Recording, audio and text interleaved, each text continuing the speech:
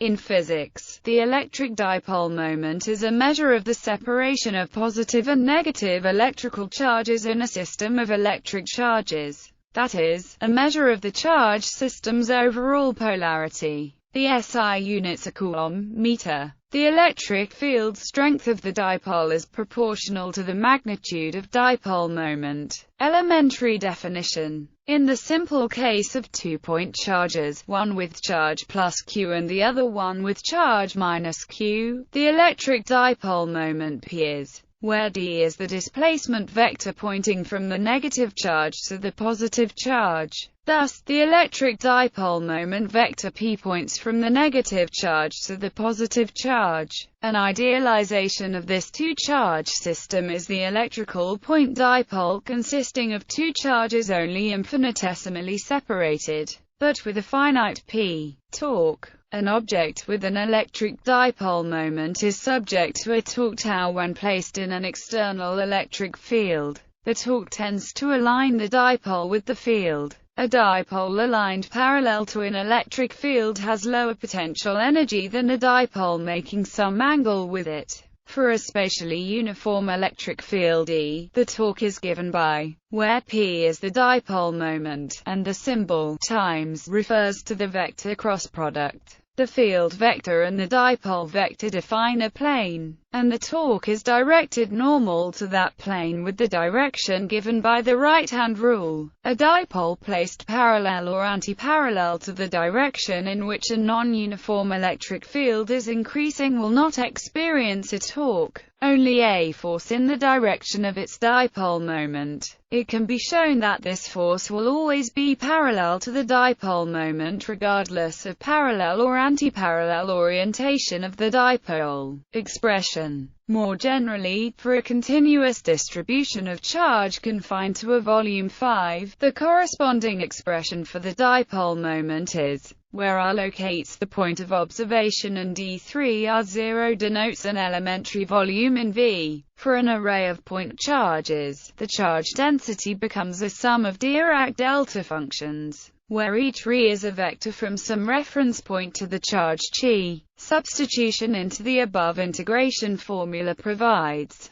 This expression is equivalent to the previous expression in the case of charge neutrality and n equals 2. For two opposite charges, denoting the location of the positive charge of the pair as R plus and the location of the negative charge as R minus, showing that the dipole moment vector is directed from the negative charge to the positive charge because the position vector of a point is directed outward from the origin to that point. The dipole moment is most easily understood when the system has an overall neutral charge, for example, a pair of opposite charges, or a neutral conductor in a uniform electric field. For a system of charges with no net charge, visualized as an array of paired opposite charges, the relation for electric dipole moment is, which is the vector sum of the individual dipole moments of the neutral charge pairs. Thus, the value of P is independent of the choice of reference point, provided the overall charge of the system is zero. When discussing the dipole moment of a non-neutral system, such as the dipole moment of the proton, a dependence on the choice of reference point arises.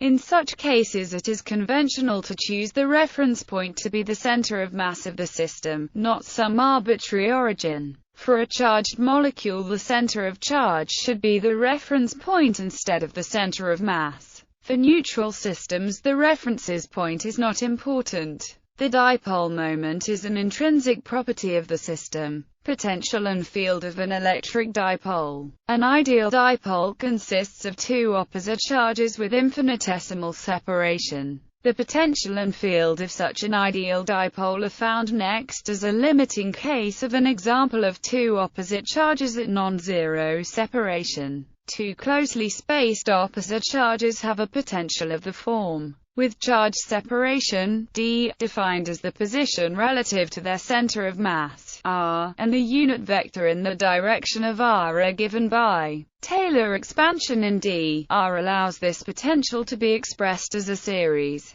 where higher-order terms in the series are vanishing at large distances, r, compared to d. Here, the electric dipole moment P is, as above. The result for the dipole potential also can be expressed as, which relates the dipole potential to that of a point charge. A key point is that the potential of the dipole falls off faster with distance r than that of the point charge. The electric field of the dipole is the negative gradient of the potential, leading to. Thus, although two closely spaced opposite charges are not quite an ideal electric dipole, at distances much larger than their separation, the dipole moment P appears directly in the potential and field. As the two charges are brought closer together, the dipole term in the multipole expansion based on the ratio d/r becomes the only significant term at ever closer distances r, and in the limit of infinitesimal separation the dipole term in this expansion is all that matters. As d is made infinitesimal, however, the dipole charge must be made to increase to hold P constant.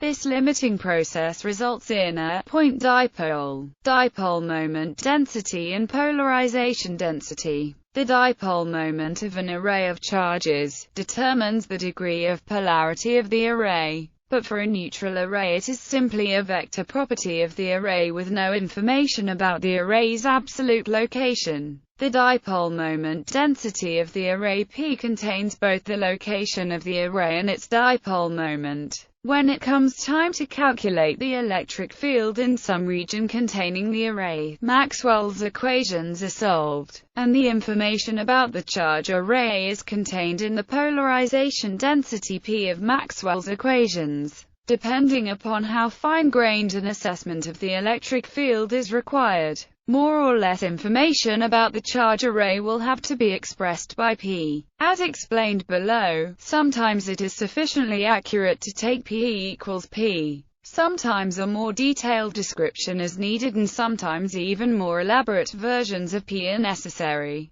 It now is explored just in what way the polarization density P that enters Maxwell's equations is related to the dipole moment P of an overall, neutral array of charges, and also to the dipole moment density P. Only static situations are considered in what follows, so P has no time dependence, and there is no displacement current. First is some discussion of the polarization density P. That discussion is followed with several particular examples. A formulation of Maxwell's equations based upon division of charges and currents into free and bound charges and currents leads to introduction of the D and P fields, where P is called the polarization density. In this formulation, the divergence of this equation yields, and as the divergence term in E is the total charge, and ρf is free charge, we are left with the relation, with ρb as the bound charge, by which is meant the difference between the total and the free charge densities. As an aside, in the absence of magnetic effects, Maxwell's equations specify that which implies applying Helmholtz decomposition for some scalar potential phi, and suppose the charges are divided into free and bound, and the potential is divided into satisfaction of the boundary conditions upon phi may be divided arbitrarily between phi f and phi b because only the sum phi must satisfy these conditions. It follows that P is simply proportional to the electric field due to the charges selected as bound, with boundary conditions that prove convenient.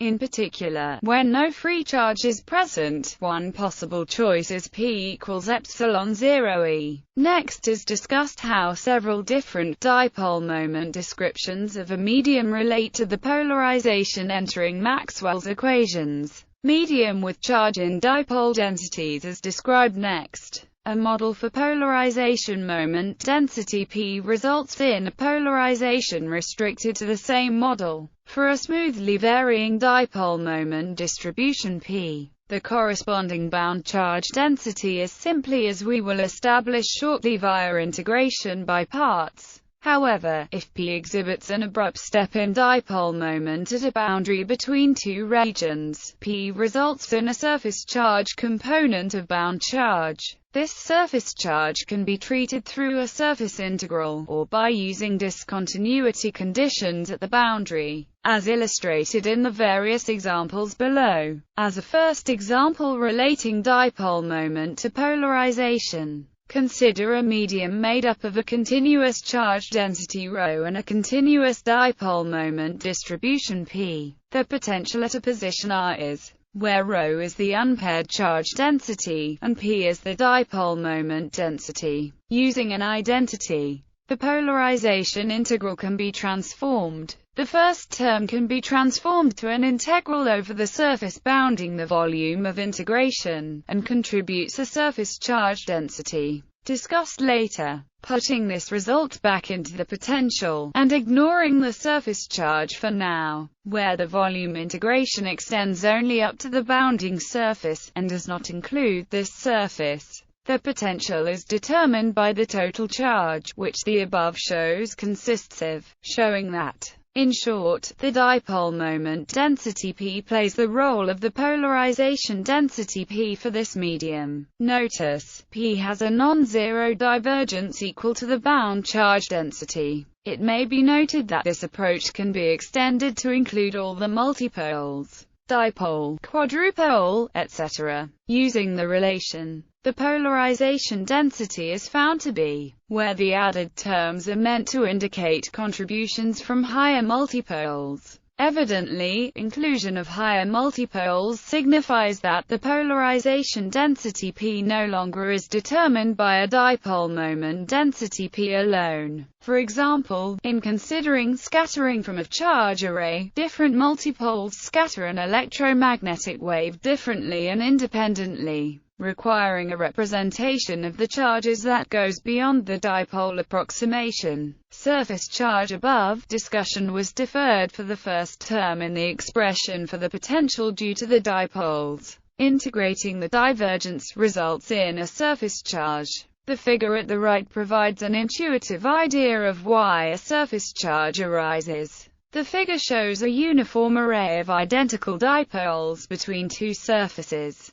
Internally, the heads and tails of dipoles are adjacent and cancel. At the bounding surfaces, however, no cancellation occurs. Instead, on one surface the dipole heads create a positive surface charge, while at the opposite surface the dipole tails create a negative surface charge. These two opposite surface charges create a net electric field in a direction opposite to the direction of the dipoles. This idea is given mathematical form using the potential expression above. The potential is, using the divergence theorem, the divergence term transforms into the surface integral, with ∆0 an element of surface area of the volume. In the event that P is a constant, only the surface term survives, with ∆0 an elementary area of the surface bounding the charges. In words, the potential due to a constant P inside the surface is equivalent to that of a surface charge which is positive for surface elements with a component in the direction of P and negative for surface elements pointed oppositely.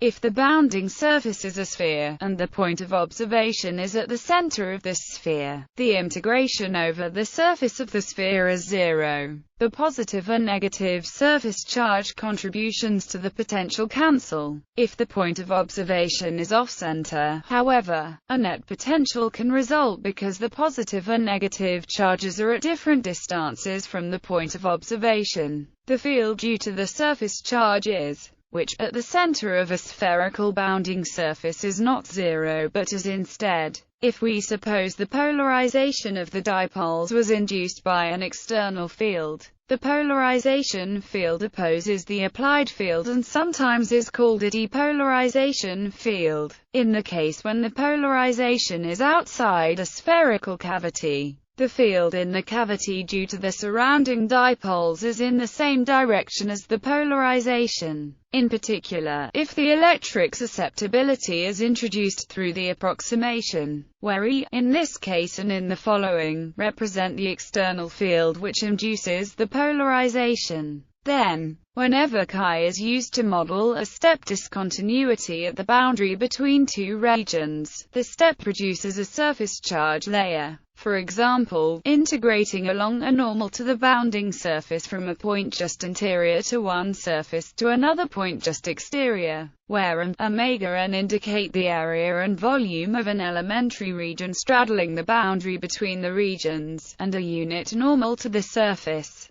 The right side vanishes as the volume shrinks, inasmuch as ρ b is finite, indicating of discontinuity in E, and therefore a surface charge. That is, where the modeled medium includes a step impermittivity. The polarization density corresponding to the dipole moment density necessarily includes contribution of a surface charge. A physically more realistic modeling of P would have the dipole moment density drop off rapidly, but smoothly to zero at the boundary of the confining region, rather than making a sudden step to zero density. Then the surface charge will not concentrate in an infinitely thin surface, but instead, being the divergence of a smoothly varying dipole moment density, will distribute itself throughout her thin, but finite transition layer. Dielectric sphere in uniform external electric field. The above general remarks about surface charge are made more concrete by considering the example of a dielectric sphere in a uniform electric field. The sphere is found to adopt a surface charge related to the dipole moment of its interior. A uniform external electric field is supposed to point in the z direction, and spherical polar coordinates are introduced so the potential created by this field is. The sphere is assumed to be described by a dielectric constant kappa, that is, and inside the sphere the potential satisfies Laplace's equation. Skipping a few details, the solution inside the sphere is, while outside the sphere, at large distances, phi greater than phi infinity, so B equals E infinity. Continuity of potential and of the radial component of displacement D equals kappa epsilon 0 E. Determine the other two constants. Supposing the radius of the sphere is r, as a consequence, the potential is, which is the potential due to applied field, and, in addition, a dipole in the direction of the applied field of dipole moment, or, per unit volume.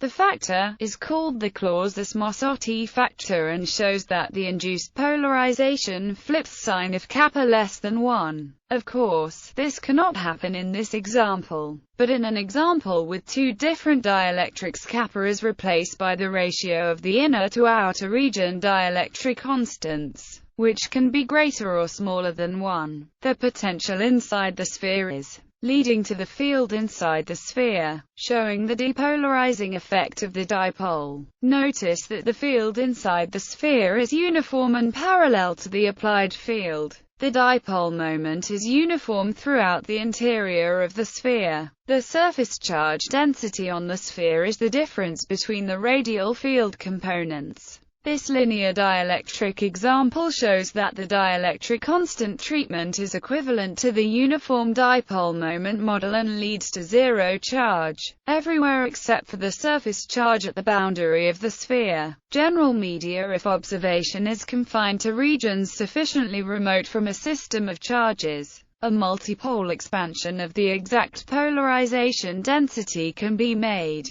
By truncating this expansion, the results of the previous section are regained. In particular, truncating the expansion at the dipole term, the result is indistinguishable from the polarization density generated by a uniform dipole moment confined to the charge region. To the accuracy of this dipole approximation, as shown in the previous section, the dipole moment density P serves as P at locations inside the charge array. To connect an array of paired charges to an approximation involving only a dipole moment density P requires additional considerations. The simplest approximation is to replace the charge array with a model of ideal dipoles. In particular, as in the example above that uses a constant dipole moment density confined to a finite region, a surface charge in depolarization field results. A more general version of this model is the customary approach using electric susceptibility or electrical permittivity. A more complex model of the point charge array introduces an effective medium by averaging the microscopic charges. For example, the averaging can arrange that only dipole fields play a role. A related approach is to divide the charges into those nearby the point of observation, and those far enough away to allow a multipole expansion. The nearby charges then give rise to local field effects. In a common model of this type, the distant charges are treated as a homogeneous medium using a dielectric constant, and the nearby charges are treated only in a dipole approximation. The approximation of a medium or an array of charges by only dipoles and their associated dipole moment density is sometimes called the point-dipole approximation, the discrete dipole approximation, or simply the dipole approximation. Dipole moments of fundamental particles. Much experimental work is continuing on measuring the electric dipole moments of fundamental and composite particles, namely those of the electron and neutron, respectively. As EDMs violate both the parity and time reversal symmetries, their values yield a mostly model-independent measure of CP violation in nature. Therefore, values for these EDMs place strong constraints upon the scale of CP violation that extensions to the standard model of particle physics may allow. Current generations of experiments are designed to be sensitive to the supersymmetry range of EDMs, providing complementary experiments to those done at the LHC. Indeed, many theories are inconsistent with the current limits and have effectively been ruled out, and established theory permits a much larger value than these limits, leading to the strong CP problem and prompting searches for new particles such as the axion.